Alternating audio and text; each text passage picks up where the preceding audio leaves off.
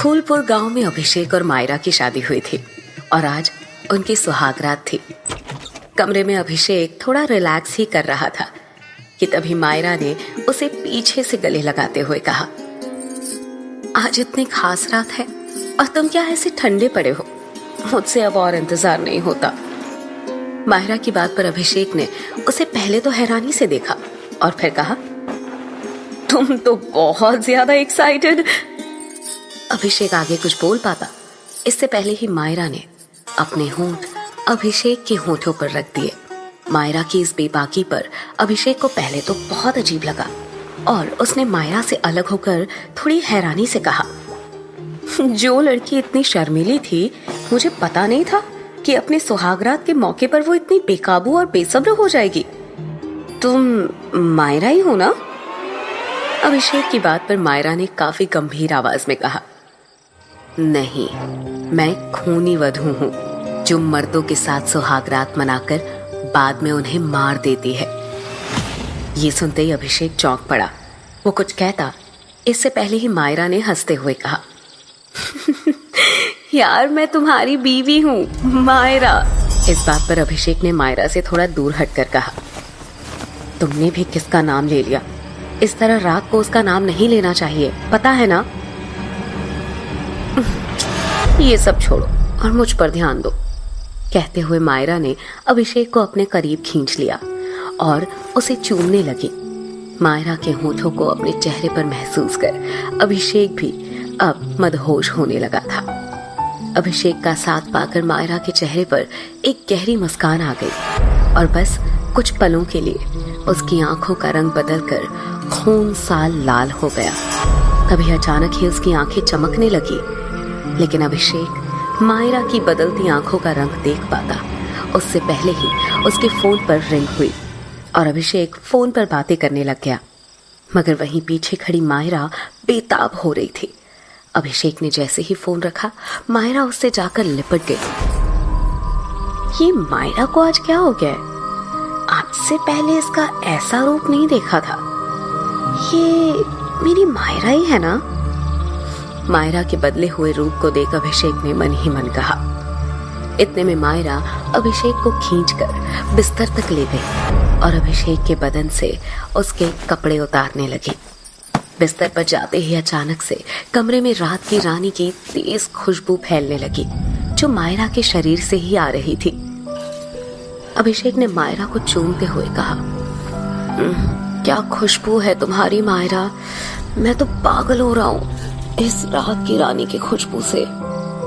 मायरा उसे अपने आगोश में भरती हुई बोली, रात की रानी हूं मैं और आज रात सिर्फ तुम्हारी रानी ही बनूंगी।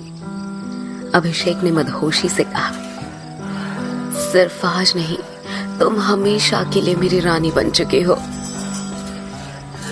अभिषेक मायरा को अभी चूम ही रहा था कि तभी अचानक से मायरा की आंखें फिर से चमकी, जैसे कि उसकी आंखों में कोई बल्ब जला हो। मायरा की आंखों के इस अजीब से ग्लो को देखकर अभिषेक एकदम से रुक गया। क्या हुआ अभिषेक, रुक क्यों गए? मायरा ने एक अदा के साथ अभिषेक के चेहरे पर प्यार से हाथ फेरते हुए कहा, मायरा तुम ठीक तो हो? अभी तुम्हारी आंखों में कुछ हुआ था। अभिषेक की बात सुन मायरा ने मुस्कुराते हुए कहा, नहीं, कुछ भी तो नहीं, देखो मेरी आंखें तो बिल्कुल ठीक है। लेकिन अभिषेक मानने को तैयार नहीं था। उसने बिस्तर से उठते हुए कहा, नहीं मायरा, मैंने देखा तुम्हारी आंखें ग्लो कर रही थी। क्या हुआ तुम्हें? अभिषेक की आवाज एक अनजाने भय से कांप रही थी। लेकिन तभी मायरा ने अपने कोमल हाथों को अभिषेक के चेहरे पर फेरा और अभिषेक मानो सब कुछ भूल गया हो।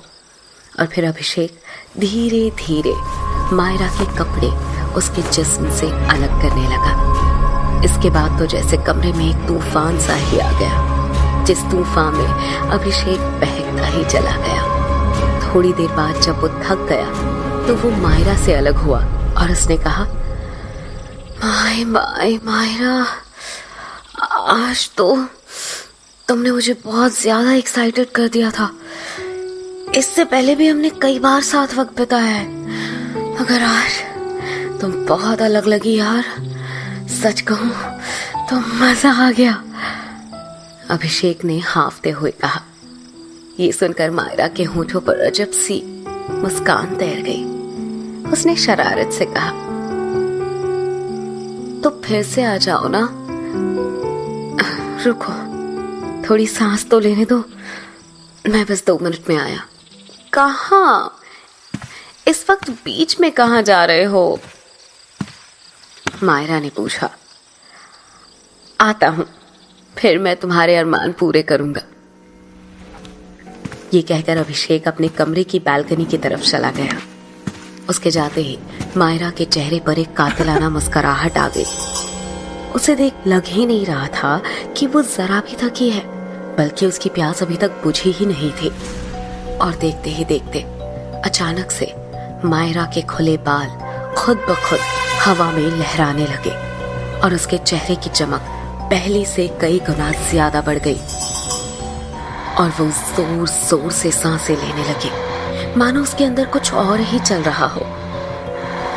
जहां कमरे में बैठी मायरा के रंग रूप अलग ही तेवर दिखा रहे थे, वहीं इन सब से अनजान अभिषेक अपने कमरे की बालकनी में खड़े होकर अपनी जेब से सिगरेट निकालता है और उसे जलाने के लिए लाइटर जलाता है। अभिषेक इस वक्त अपने 1 मंजिले मकान की बालकनी में खड़ा था और नीचे गार्डन एरिया में लाइट जलने की वजह से उसे सब कुछ साफ साफ दिख रहा था। जैसे ही उसने सिगरेट का एक कश लिया, उसकी नजर नीचे गार्डन में गई और वहां देखते ही उसका गला डर से सूख गया। अभिषेक ने खुद से कहा, ओह गॉड, लाश कहां से आई यहाँ? अभिषेक के सामने नीचे जमीन पर एक लड़की की बॉडी पड़ी थी जो दुल्हन के जोड़े में थी।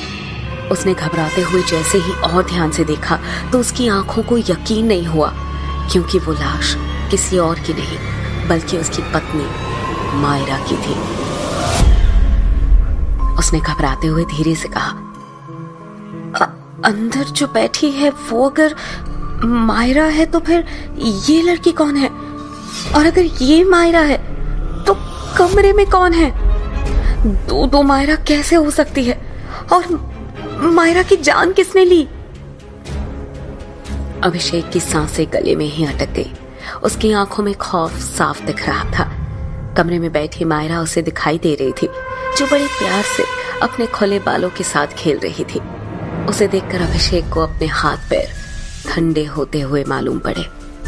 वो घबराया हुआ धीरे से कमरे में आया और वहां बैठी मायरा से पूछा, कौन हो तुम? क्या तुमने मारा है मेरी मायरा को? ओ माय गॉड, मतलब गांव वाले जिस खूनी वधू के बारे में बात कर रहे थे वो सच है? क्या तुम खूनी वधू हो? अभिषेक के सवाल के बदले में मायरा की एक ठहाकेदार हंसी वहां गूंजी।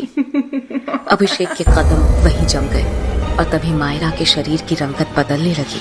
देखते ही देखते उसका चेहरा बदल गया।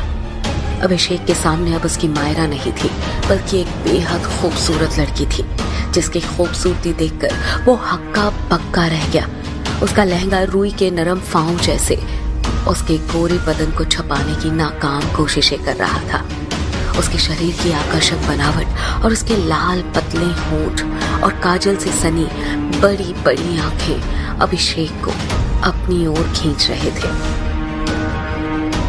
उस लड़की के बदन की कसावट और उसके काले घुंघराले बाल ऐसे थे कि कोई भी मर्द खुद को उस पे न्यौछावर करने को तैयार हो जाए। अभिषेक भी उसकी खूबसूरती में मदहोश होकर पल भर को सब कुछ भूल चुका था। तभी उस लड़की ने मुस्कुराते हुए कहा, आओ अभिषेक, अभी तो हमारी सुहागरात बाकी है। ऐसा कहते हुए उस लड़की की आंखें एकदम से चमकने लगी और उन आंखों में देखता हुआ अभिषेक मानो उससे सम्मोहित हो गया हो और वो एकटक उस लड़की की आंखों में देखने लगा।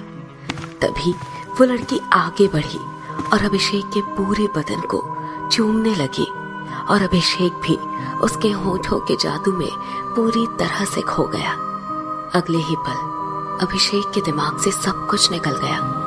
इस बार उसे फिर से उस लड़की के साथ कुछ अलग ही किस्म की खुशी महसूस हो रही थी।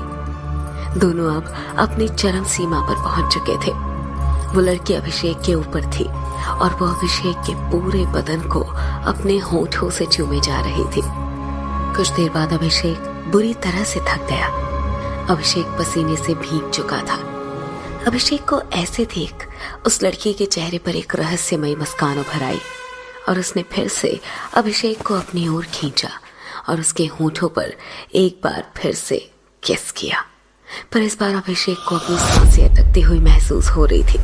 उसे अपना पूरा बदन अकड़ता हुआ लग रहा था और अगले ही पल अभिषेक का पूरा शरीर ऐसे सफेद हुआ जैसे शरीर से खून की एक एक बूंद चूस ली गई हो। एक आखिरी बार अभिषेक के गले से तेज चीख निकली। उसकी चीख सुनते ही वीर सिंह, हवेली का मैनेजर और गार्ड दौड़कर अभिषेक के कमरे में आए। मैनेजर ने भय से आंखें बड़ी करते हुए कहा, अरे ये अभिषेक बाबू के साथ क्या हो गया? जल्दी से किसी डॉक्टर को बुलाओ कोई। लेकिन जमीन पर पड़ा अभिषेक अपनी आखिरी सांसें ले चुका था।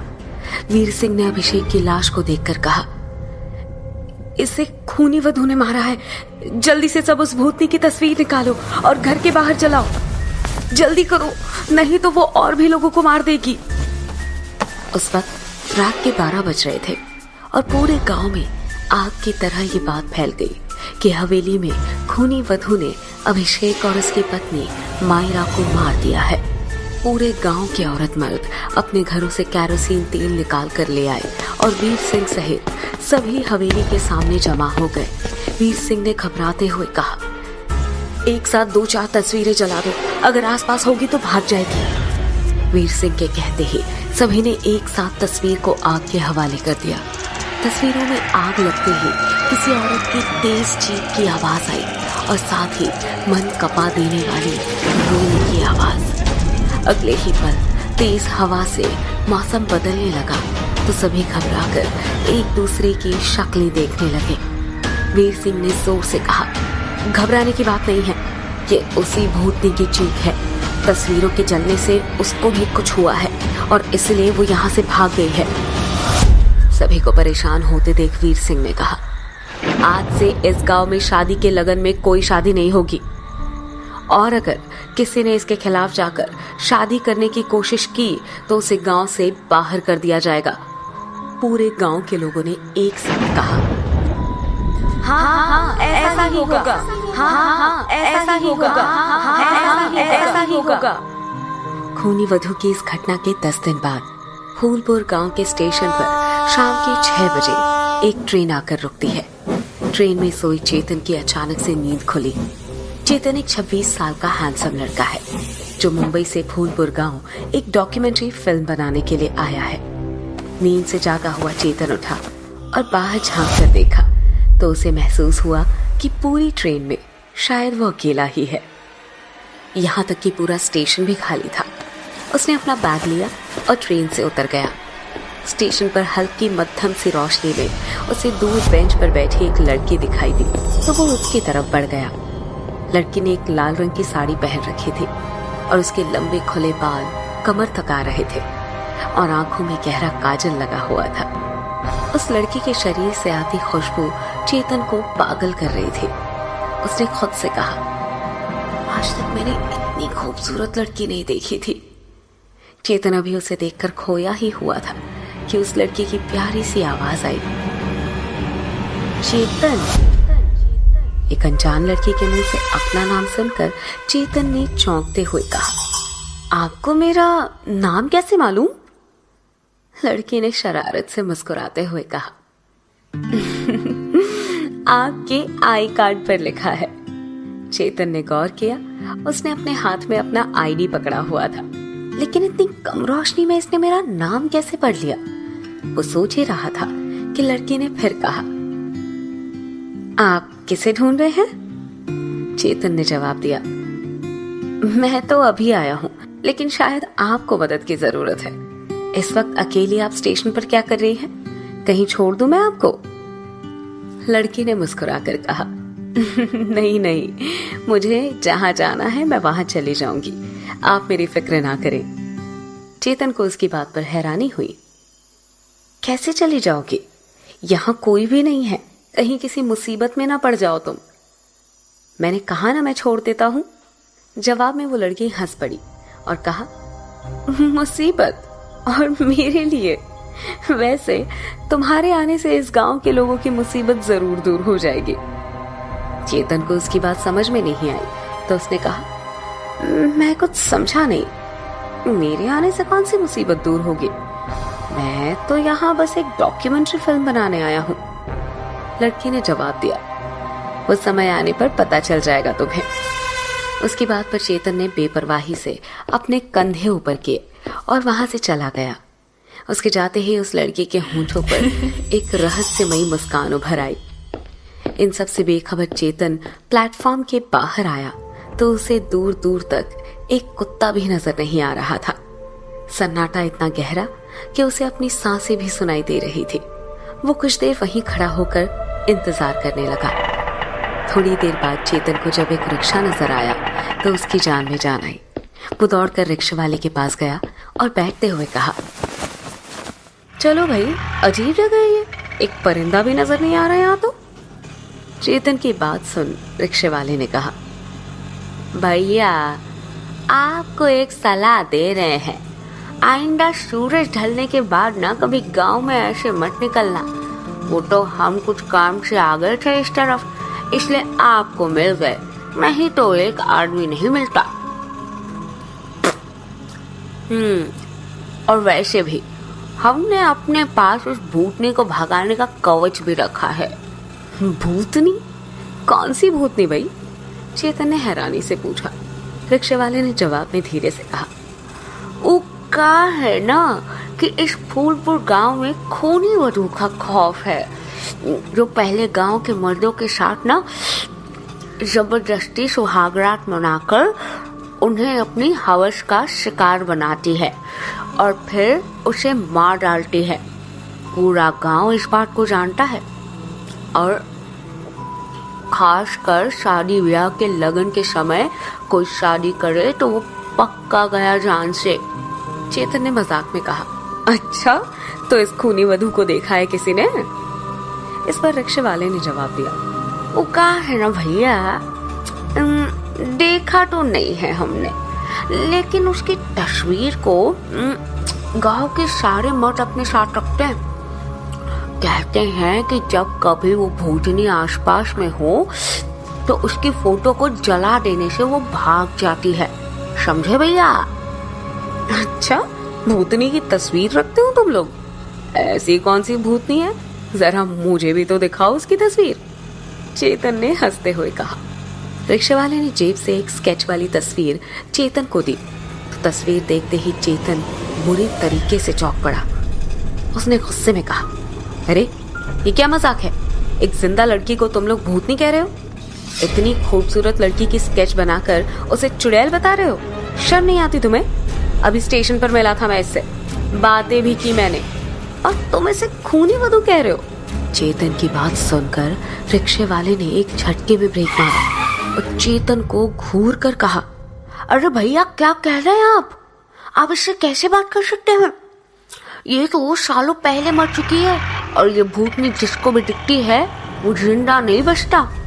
रिक्शे वाले की बात पर चेतन पूरी तरह से हिल गया और खुद से कहा, तो क्या वो वाकई में खूनी वधू थी, एक भूतनी?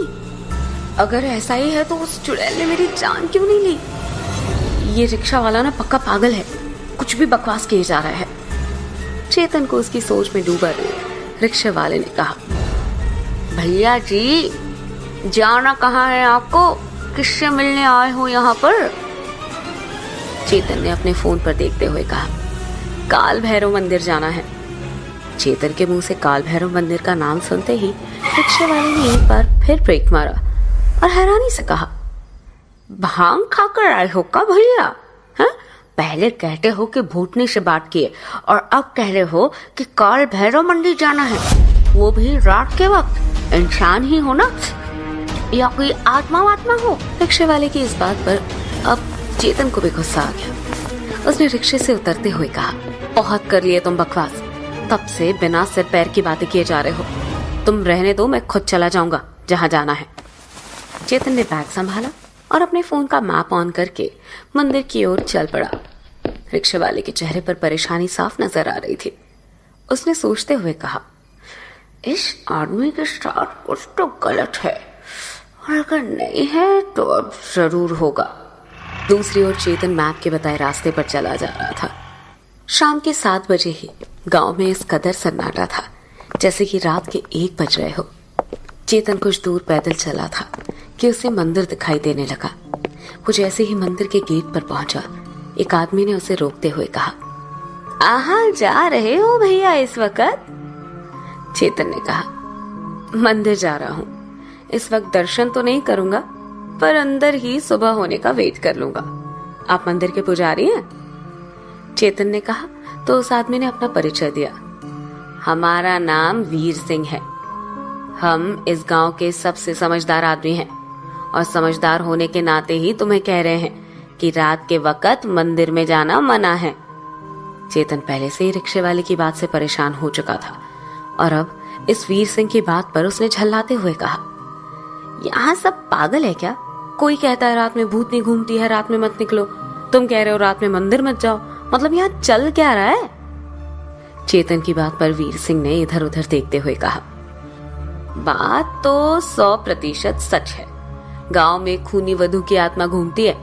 हम तो अपने घर को जा रहे थे तो तुम मिल गए हमें।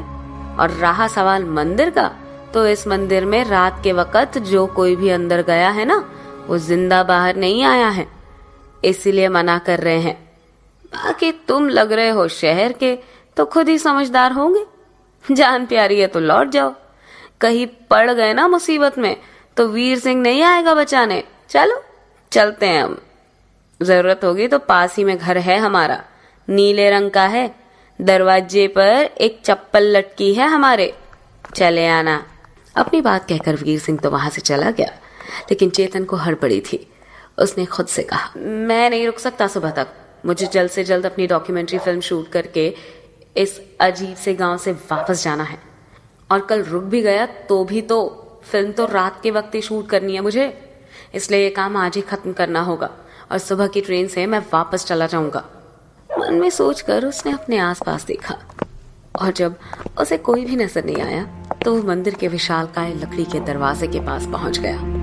चेतन ने ऊपर से नीचे दरवाजे को देखा तो उसकी ऊंचाई यही कोई 15 फीट के करीब थी। दरवाजे पर लोहे की कुंडी लगी हुई थी और पास ही एक बोर्ड रखा हुआ था जिस पर लिखा था, शाम के बाद मंदिर में प्रवेश वर्जित है। चेतन ने बोर्ड को हटाकर एक साइड रखा और दरवाजे के ऊपर लगे भारी भरकम लोहे की कुंडी को दोनों हाथों से पकड़कर खोला। कुंडी के खुलते ही एक हल्की सी आवाज के साथ मंदिर का मेन गेट खुल गया। चेतन ने मंदिर के भीतर प्रवेश किया और अंदर से दरवाजे को बंद कर दिया। मंदिर के भीतर गहरा अंधेरा था। सन्नाटे को चीरती हुई बस पेड़ के पत्तों की आवाजें आ रही थी।